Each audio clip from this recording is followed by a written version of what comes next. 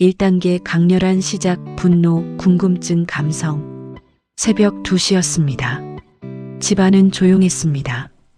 거실 불은 꺼져 있었고 주방 쪽 작은 등 하나만 희미하게 켜져 있었습니다. 이재훈은 소파에 혼자 앉아 있었습니다. 테이블 위에 소주 한 병, 반쯤 비어 있었습니다. 그 옆에 사진 한 장, 액자에 넣어진 것도 아니었습니다. 그냥 사진지에 뽑은 것이었습니다. 모서리가 조금 구겨진 사진 속 여자가 웃고 있었습니다. 재훈은 그 사진을 양손으로 들고 바라봤습니다. 한참을 바라봤습니다. 그러다 어깨가 흔들리기 시작했습니다. 소리는 나지 않았습니다. 소리 없이 우는 사람이 더 깊이 울고 있는 겁니다. 그때 복도 쪽에서 발소리가 들렸습니다. 재훈은 황급히 손으로 눈을 닦았습니다. 사진을 뒤집었습니다. 소주잔을 테이블 아래로 내렸습니다. 뭔가 정상인 척을 하려는 것처럼 복도 끝 방문이 열렸습니다. 잠옷 차림의 젊은 여자가 나왔습니다. 아내의 동생 오유진이었습니다. 유진은 거실 쪽을 보다가 재훈을 발견했습니다. 두 사람은 그 자리에서 잠깐 얼어붙었습니다. 유진은 이미 다 봤습니다. 어깨가 흔들리던 것도, 황급히 사진을 뒤집던 것도. 재훈은 헛기침을 했습니다. 아, 잠 못 자서 나왔어. 깼어? 네. 물 마시려고요. 유진은 주방으로 가서 물을 따랐습니다. 잠깐의 침묵. 그러다 유진이 돌아서서 재훈 옆으로 왔습니다. 그리고 소파 맞은편에 조용히 앉았습니다. 재훈이 어색하게 웃었습니다. 가서 자. 유진은 고개를 저었습니다. 형부, 응, 저 다 봤어요. 재훈은 아무 말도 하지 못했습니다. 유진이 천천히 말했습니다. 언니 사진 보고 계셨잖아요. 재훈은 시선을 내렸습니다. 하시던 거 마저 하세요. 뭘? 우시던 거요. 재훈의 손이 가만히 뒤집어 놓은 사진 위에 얹혔습니다. 남 앞에서 안 울어도 돼요, 형부. 저는 남이 아니니까. 그 말에 재훈은 오래 아무 말도 하지 않았습니다. 그리고 이 이야기는 거기서 시작됩니다. 지금부터 집중해 주세요. 유진은 왜 그 새벽에 그 집에 있었던 걸까요? 그리고 재훈은 어떻게 이렇게 혼자가 됐을까요?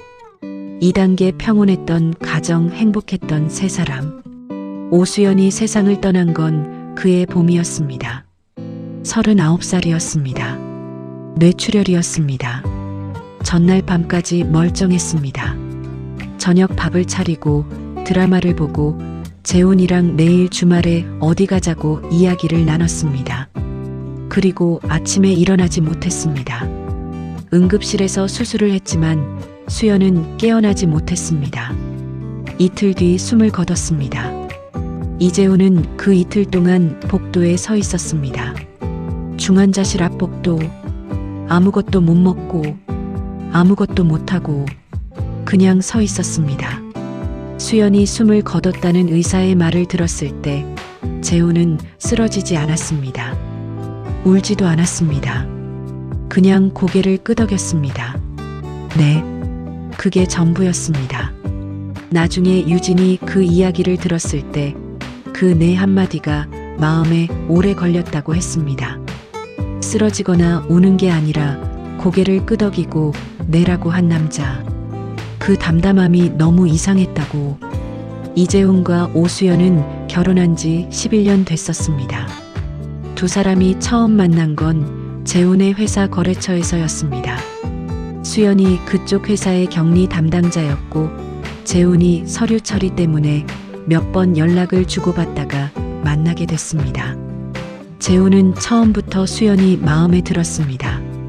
말수가 많지 않고 행동이 야무지고 웃을 때 한쪽 입꼬리가 살짝 더 올라가는 그 웃음이 수연도 재훈이 싫지 않았다고 했습니다. 조용하고 허세가 없고 상대방이 하는 말을 끝까지 들어주는 사람이어서 두 번째 만남, 세 번째 만남이 자연스럽게 이어졌습니다. 그리고 교제가 됐습니다.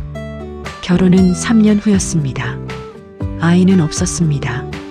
처음부터 계획을 안 한 게 아니라 서두르지 않은 것인데 시간이 가다 보니 그냥 둘이 살게 됐습니다.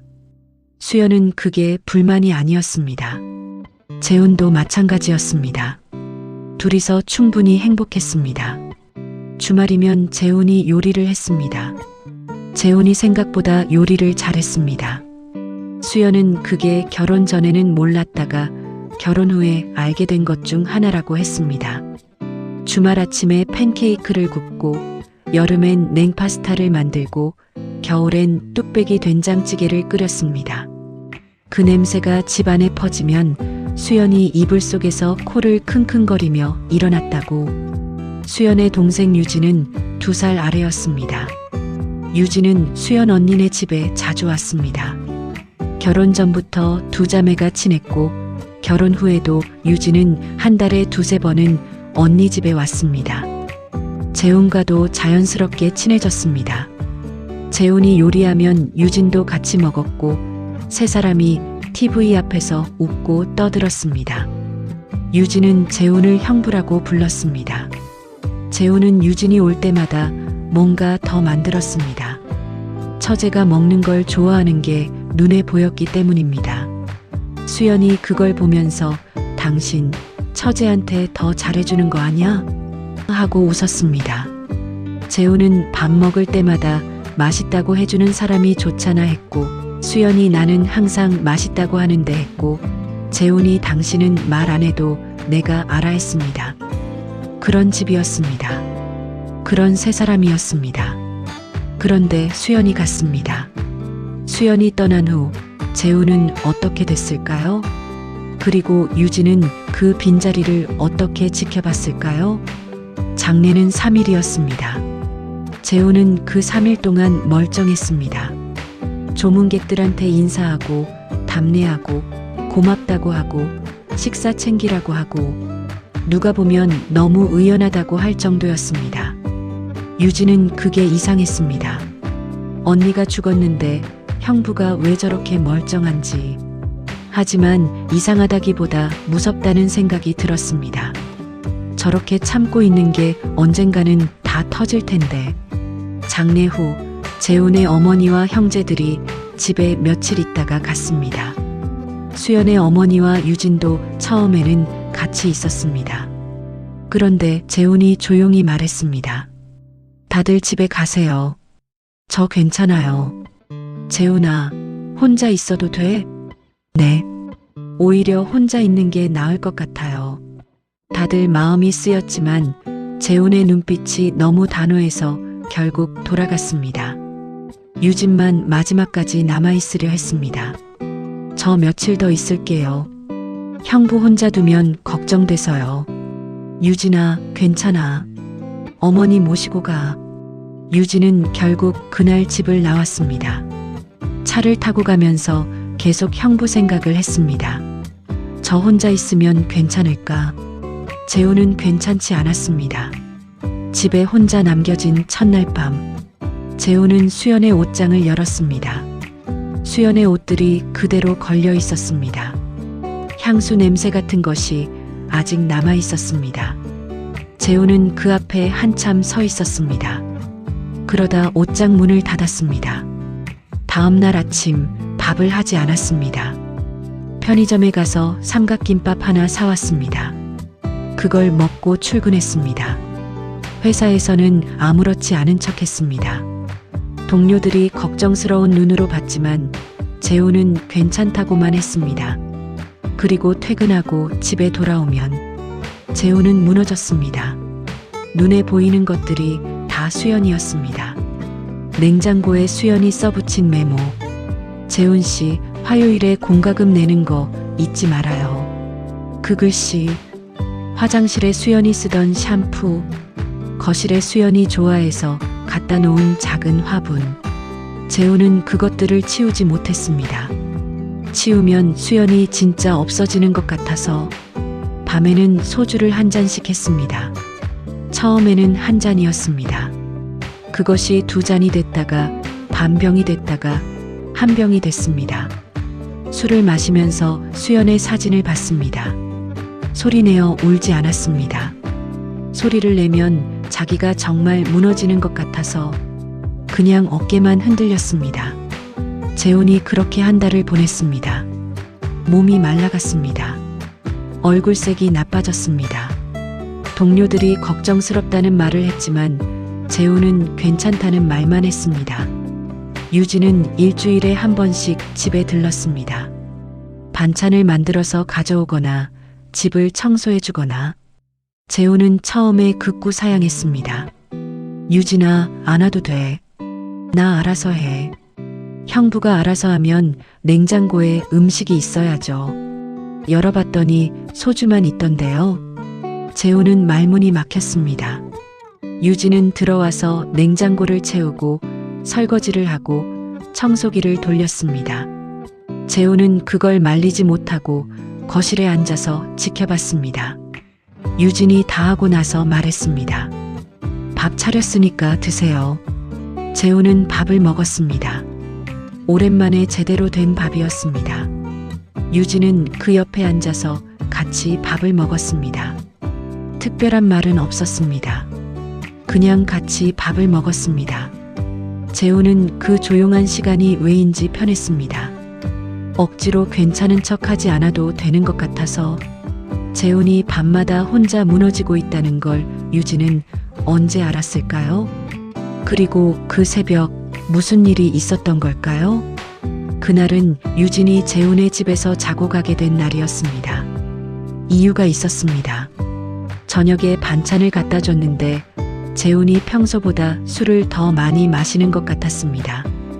유진이 걱정이 됐습니다. 형부, 저 오늘 그냥 자고 갈게요. 내일 이쪽으로 약속이 있어서요. 사실 약속은 없었습니다. 그냥 걱정이 됐습니다. 재훈은 잠깐 유진을 보더니 그래 했습니다. 평소에는 안 와도 된다, 가도 된다 하던 사람이 그날은 별말이 없었습니다. 그것도 이상했습니다. 유진은 형부 집의 작은 방에서 잤습니다. 수연 언니가 자주 쓰던 방이었습니다. 이불에 아직 언니 냄새가 나는 것 같았습니다. 그게 마음 아팠습니다. 자정이 넘어 잠이 들었다가 새벽에 눈이 떠졌습니다. 목이 말랐습니다. 물을 마시러 나오다가 거실을 봤습니다. 거실 불은 꺼져 있었지만 주방 작은 등이 켜져 있었습니다. 그 빛이 거실 쪽으로 희미하게 들어와서 소파에 앉은 사람이 보였습니다. 재훈이었습니다. 재훈은 유진이 나온 걸 모르는 것 같았습니다. 테이블 위에 소주, 그 옆에 사진. 재훈이 그 사진을 두 손으로 들고 바라보고 있었습니다. 유진은 발소리를 죽이고 거기 서 있었습니다. 그런데 재훈의 어깨가 흔들리기 시작했습니다. 소리는 없었습니다. 그냥 어깨만 조용히. 유진은 그 모습을 보고 그 자리에 굳어버렸습니다.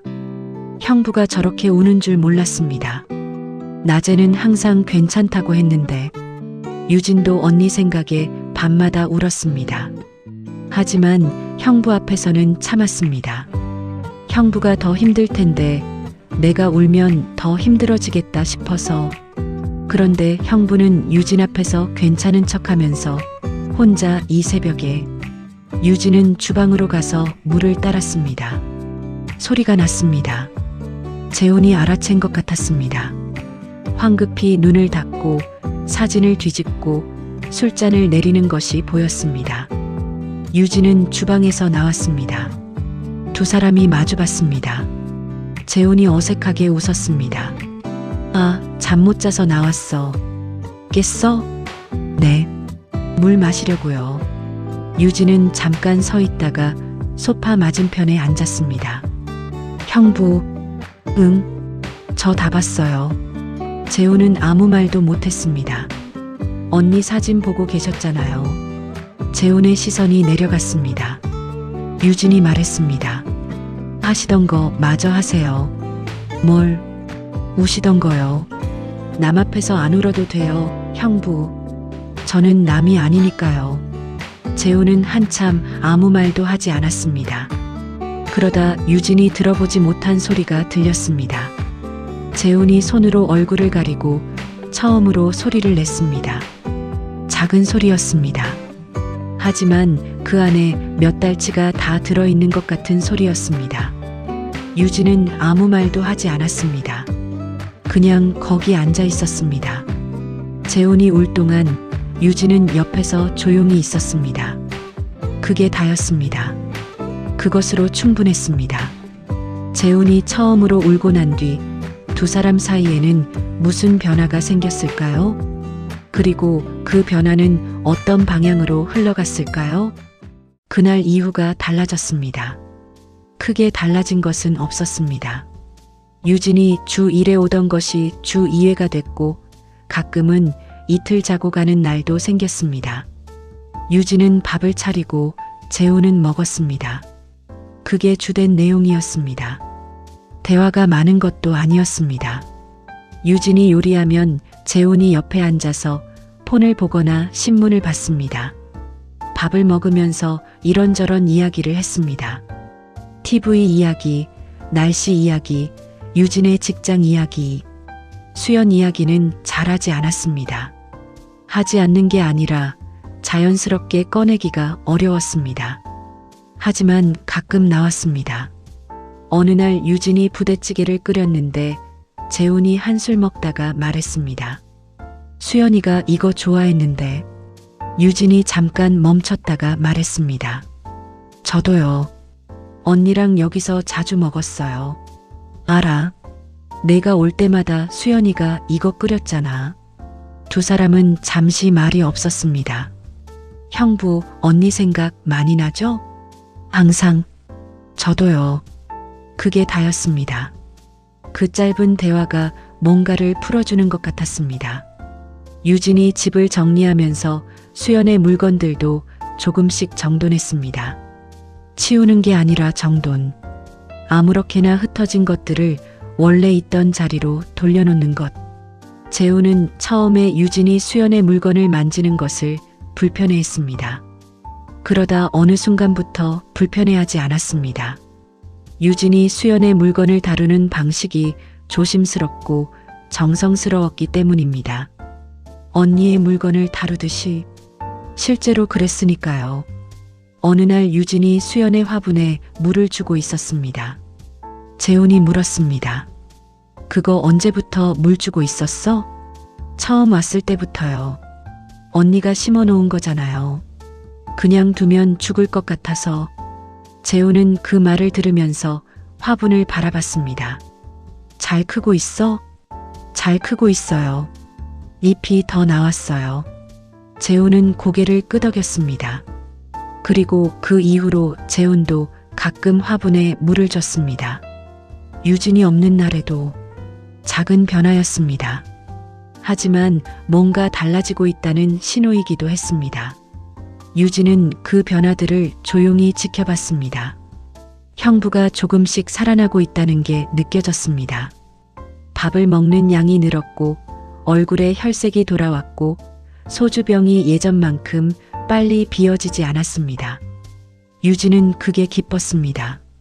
그리고 동시에 자기 안에 복잡한 감정이 생기고 있다는 것도 알았습니다. 처음에는 그냥 형부가 걱정돼서 왔습니다. 언니 남편이 혼자 무너지고 있는데 가만히 있을 수가 없어서. 그런데 어느 순간부터 형부 집에 오는 게 기다려졌습니다. 형부가 밥을 잘 먹는 걸 볼 때 뿌듯했습니다. 형부가 웃을 때 드물었지만 그 웃음이 보기 좋았습니다. 유진은 그 감정이 뭔지 이름 붙이지 않으려고 했습니다. 이름을 붙이면 안 될 것 같았습니다. 재훈은 유진에 대해 어떤 마음이었을까요? 그리고 두 사람 사이에 결정적인 한마디가 나오는 건 언제일까요? 수연이 떠난 지 6달이 지났습니다. 재훈은 조금 나아지고 있었습니다. 밥도 먹고 잠도 자고 술도 많이 줄었습니다. 회사에서도 전보다 정상적으로 일하고 있다고 동료들이 말했습니다. 하지만 여전히 재훈은 재훈이 아니었습니다. 어딘가 비어있는 사람, 웃어도 눈이 안 웃는 사람. 어느 저녁이었습니다. 유진이 저녁을 차리고 재훈이랑 밥을 먹었습니다. 밥 먹고 나서 두 사람이 거실 소파에 앉아 있었습니다. TV를 켜놨지만 아무도 집중해서 보지 않았습니다. 재훈이 혼잣말처럼 말했습니다. 유진아, 네. 나는 이제 끝난 것 같아. 유진이 재훈을 봤습니다. 끝났다는 게 무슨 말이에요? 수연이 없는 나는 그냥 반토막이야. 회사 다니고 밥 먹고 잠자는 거 그냥 살아있는 거지. 사는 게 아닌 것 같아. 유진은 그 말을 듣고 한참 있었습니다. 형부, 응? 유진은 조심스럽게 말했습니다. 저는요, 응? 언니 대신은 아니에요. 절대로. 언니는 언니니까. 재훈이 유진을 바라봤습니다. 근데요, 유진의 손이 무릎 위에서 작게 떨리고 있었습니다. 제가 곁에 있을게요. 형부 원하시면. 언니가 없어서 비어있는 자리 다 채울 순 없지만 그냥 제가 옆에 있을게요. 형부가 밥 먹는 거 보고 웃는 거 보고 그냥 살아있는 거 확인하는 거 저는 그게 좋아요. 그게 제가 할 수 있는 거예요. 재훈은 아무 말도 하지 않았습니다. 유진도 더 말하지 않았습니다. 두 사람은 그 자리에서 오래 말없이 있었습니다. 재훈이 나중에 한마디 했습니다. 고마워. 딱 그것뿐이었습니다. 하지만 그 두 글자가 이상하게 무거웠습니다. 유진은 집에 돌아오는 길에 내내 그 두 글자를 생각했습니다. 고마워. 고맙다는 게 다행인지 슬픈 건지 모르겠다고. 그런데 형부가 나는 끝난 사람 같아라고 한 말이 더 마음에 걸렸습니다. 그 말을 들었을 때 가슴이 조여들었습니다. 형부가 끝나지 않았으면 좋겠다는 생각. 그게 처제로서의 마음인지 다른 마음인지 유진은 구분하지 않으려고 했습니다. 이 조용하고 따뜻한 시간이 계속될 수 있었을까요? 아니면 누군가가 이 두 사람을 가만두지 않았을까요? 문제는 밖에서 왔습니다. 수연의 어머니, 그러니까 유진의 어머니가 먼저 눈치를 챘습니다. 유진이 재훈 집에 너무 자주 간다는 것. 처음에는 재훈이 걱정돼서 그러려니 했습니다. 딸이 홀로 된 형부를 챙기는 거야 당연한 거라고. 그런데 어느 날 어머니가 갑자기 재훈 집에 들렀습니다. 사전 연락 없이. 거실에 유진이 있었습니다. 재훈이 요리하고 유진이 옆에서 뭔가 도와주고 있었습니다. 두 사람이 뭔가 이야기하면서 웃었습니다. 어머니는 그 장면을 보고 멈췄습니다. 유진아, 너 여기 있었어? 어머니, 오셨어요? 연락을 주시지. 연락 없이 오면 안 돼? 그 말에 싸늘한 기운이 돌았습니다. 재훈이 어머니, 들어오세요 했지만 어머니의 표정이 좋지 않았습니다. 저녁을 먹으면서 어머니는 말이 없었습니다. 집에 돌아가서 유진을 불렀습니다. 유진아, 솔직하게 얘기해봐. 재훈이한테 무슨 마음이 있는 거야?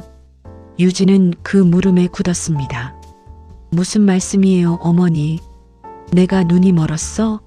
거기서 둘이 웃고 있는 거 내가 봤어. 그냥 밥 먹으면서 웃은 거예요. 유진아, 재훈이는 내 언니 남편이야. 알아요. 알면 선을 지켜야지. 내가 지금 얼마나 자주 거기 가는지 알아? 동네 사람들이 뭐라고 하는지 알아? 유진은 입술을 깨물었습니다. 저는 형부가 걱정돼서 간 거예요. 걱정이면 밥 한 번 갖다 주고 오면 되지. 왜 자고 가고. 그래, 유진아, 엄마가 걱정이 되는 게 당연한 거잖아. 어머니의 목소리가 흔들렸습니다. 언니가 간지 얼마나 됐다고. 나도 힘들어. 근데 더 힘든 게 남은 딸마저 이상한 소리 들으면 어쩌냐. 재훈이도 그렇고 너도 그렇고 사람들이 뭐라고 하겠어. 유진은 그 말을 듣고 한참 아무 말도 못했습니다. 어머니의 말이 틀린 것도 아니었기 때문입니다. 그리고 그것이 더 아팠습니다. 그 다음이 더 문제였습니다. 재훈의 형이 나섰습니다. 재훈의 형 이재석은 평소에도 직설적인 사람이었습니다. 그가 재훈에게 전화를 걸었습니다. 야, 재훈아, 솔직하게 물을게. 너 처제한테 다른 마음 있는 거야? 재훈이 굳었습니다. 무슨 소리야? 내가 들은 얘기가 있어. 처제가 거기 거의 살다시피 한다며. 어머니가 들르니까 둘이 다정하게 뭔가 하고 있었다고. 도움받은 거야. 내가 밥도 못 해 먹으니까. 야, 남이 보기에 어떻게 보이는지 생각 안 해? 수연이 간지 이제 겨우 반년이야. 수연이 동생이랑 그러면 수연이 체면이 뭐가 돼? 수연이 체면. 그 말이 재훈의 심장에 꽂혔습니다. 형, 그런 거 없어. 그런 거 없으면 거리를 둬. 그 애가 얼마나 자주 오는지 알지? 그게 보통 일이야? 재훈은 전화를 끊었습니다. 그리고 한참 앉아 있었습니다. 수연이 체면이 뭐가 돼? 재훈은 그 말이 머릿속에서 지워지지 않았습니다. 나는 수연이를 생각하고 있는 건지 아니면 유진이가 와주는 게 편해서 그냥 있었던 건지. 재훈은 자기 자신이 무서워졌습니다. 그로부터 며칠 후 유진이 집에 왔습니다. 재훈은 현관에서 유진을 맞았습니다. 그런데 평소와 달랐습니다. 문을 활짝 열어주는 게 아니라 반만 열고 서 있었습니다. 유진아, 네, 형부. 오늘 된장찌개 끓여드리려고요. 오늘은 그냥 가. 유진이 멈췄습니다. 왜요? 재훈은 시선을 유진에게서 피했습니다. 나 오늘 피곤해. 그리고 유진아, 앞으로는 너무 자주 오지 않아도 돼. 내가 이제 혼자 할 수 있어. 유진은 재훈의 눈을 봤습니다. 거짓말하는 눈이었습니다. 하지만 그게 거짓말인지 진심인지 유진은 물어볼 수 없었습니다. 무슨 일 있었어요? 없어. 형부. 유진아, 가. 마지막 그 한마디가 단호했습니다.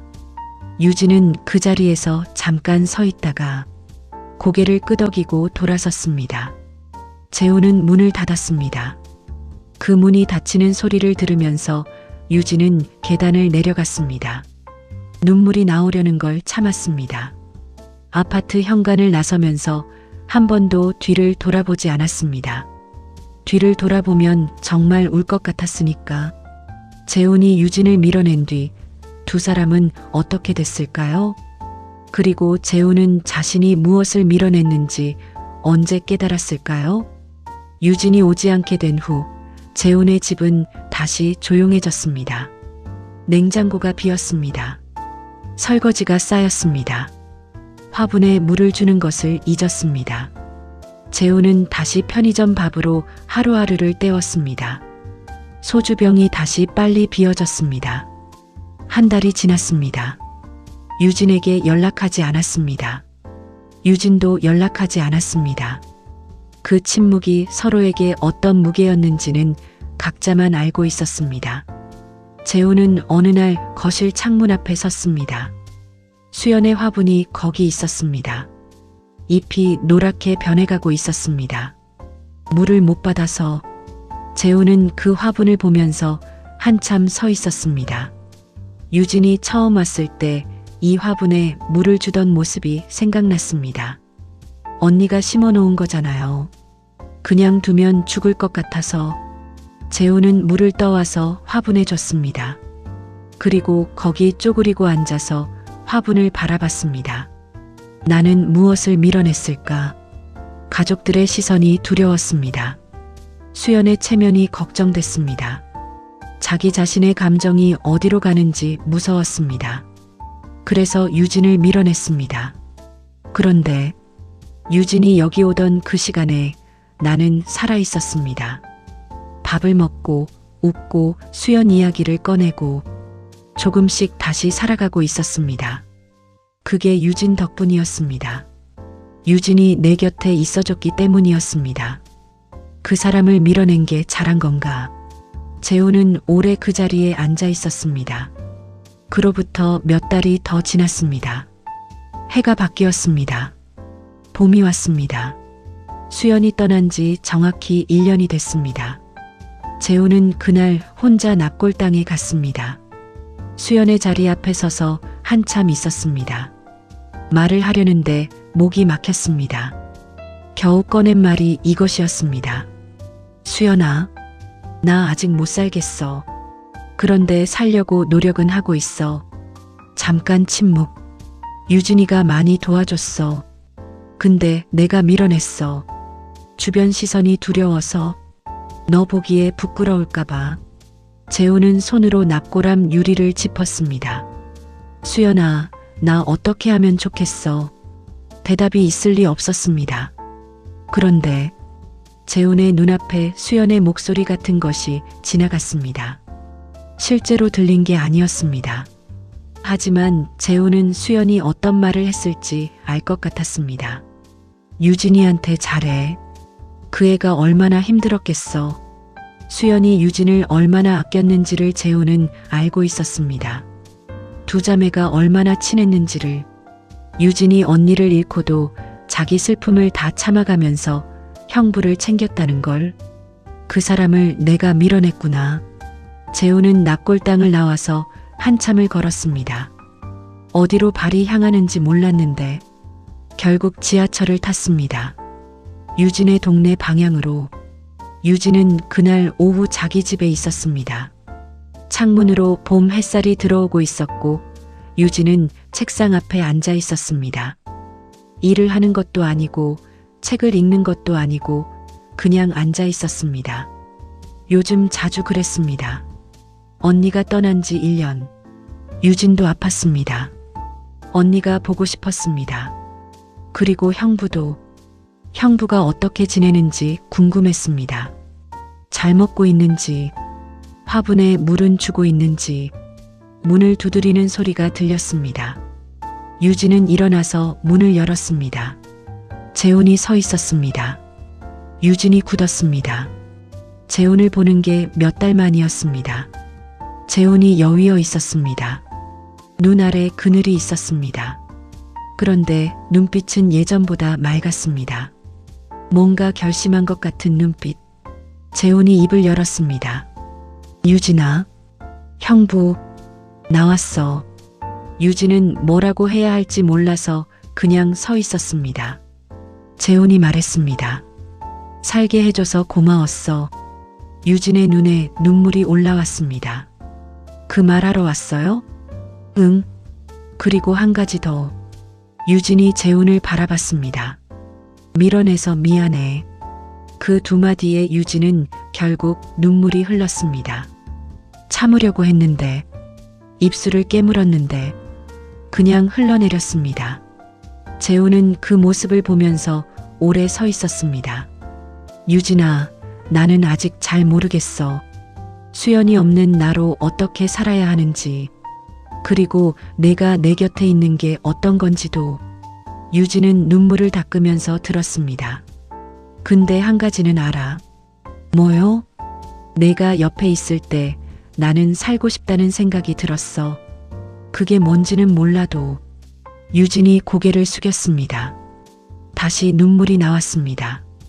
형부, 응. 저도 언니 너무 보고 싶어요. 나도. 두 사람은 그 자리에서 한참 서 있었습니다. 봄 햇살이 복도로 들어와 두 사람 위에 닿았습니다. 재훈이 조심스럽게 물었습니다. 밥 먹었어? 유진이 고개를 저었습니다. 아직요. 그러면 내가 밥 해줄게. 유진이 그 말에 눈을 떴습니다. 형부가요? 수연이 없어도 나 요리할 줄 알아. 유진이 그 말에 피식 웃었습니다. 눈물이 남아있는 채로. 된장찌개요? 수연이가 제일 잘 끓인 거. 저는 형부 된장찌개가 더 좋았는데. 재훈이 잠깐 멈췄다가 말했습니다. 그래. 그럼 내 걸로 해줄게. 두 사람은 그렇게 안으로 들어갔습니다. 문이 닫혔습니다. 그 봄 이후로 재훈과 유진이 어떻게 됐는지는 사람들마다 다르게 이야기했습니다. 이상한 눈으로 바라보는 사람도 있었습니다. 응원하는 사람도 있었습니다. 두 사람은 그 어떤 말에도 크게 반응하지 않았습니다. 다만 이것 하나는 분명했습니다. 재호는 밥을 먹기 시작했습니다. 잠을 자기 시작했습니다. 소주병은 냉장고에서 사라졌습니다. 수연의 화분은 봄에 새 잎이 났습니다. 유진은 그 잎이 난 걸 보고 웃었습니다. 재훈도 옆에서 봤습니다. 수연이가 좋아하겠다. 언니 분명히 알고 있을 거예요. 그래, 알고 있겠지. 두 사람은 그 화분 옆에 한참 서 있었습니다. 말이 필요 없었습니다. 그리고 오수연이 떠난 지 2년이 됐을 때 재호는 납골당에 다시 갔습니다. 이번에는 혼자가 아니었습니다. 유진도 옆에 있었습니다. 두 사람은 나란히 수연의 자리 앞에 섰습니다. 유진이 꽃을 올렸습니다. 흰 국화. 그리고 조용히 말했습니다. 언니 나야. 형부랑 같이 왔어. 형부 이제 밥 잘 먹어. 잠도 자고. 그러니까 걱정 마. 재호는 옆에서 그 말을 들으면서 수연의 사진을 바라봤습니다. 사진 속 수연이 웃고 있었습니다.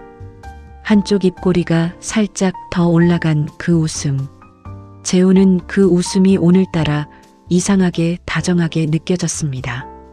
뭔가 괜찮다고 하는 것 같은. 여러분, 사람이 가장 힘들 때 가장 필요한 것은 뭔가를 해주는 사람이 아닐 때가 있습니다. 그냥 옆에 있어주는 사람.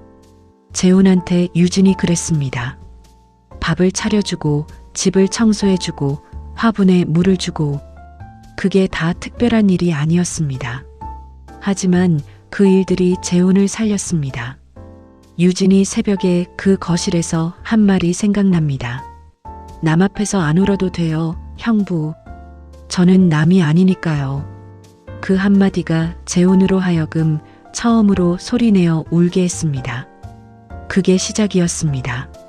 우리도 살면서 이런 사람이 곁에 있었으면 합니다. 그리고 우리 스스로도 누군가에게 그런 사람이 될 수 있었으면 합니다. 오늘 이 이야기에서 가장 기억에 남는 장면이 있으신가요? 재훈이 처음으로 소리내어 울던 새벽인지, 아니면 살게 해줘서 고마웠어라는 한마디인지, 아니면 봄날 된장찌개 이야기인지 댓글로 들려주세요. 여러분의 이야기도 오늘 여기에 있고 싶습니다. 끝까지 들어주셔서 진심으로 감사드립니다.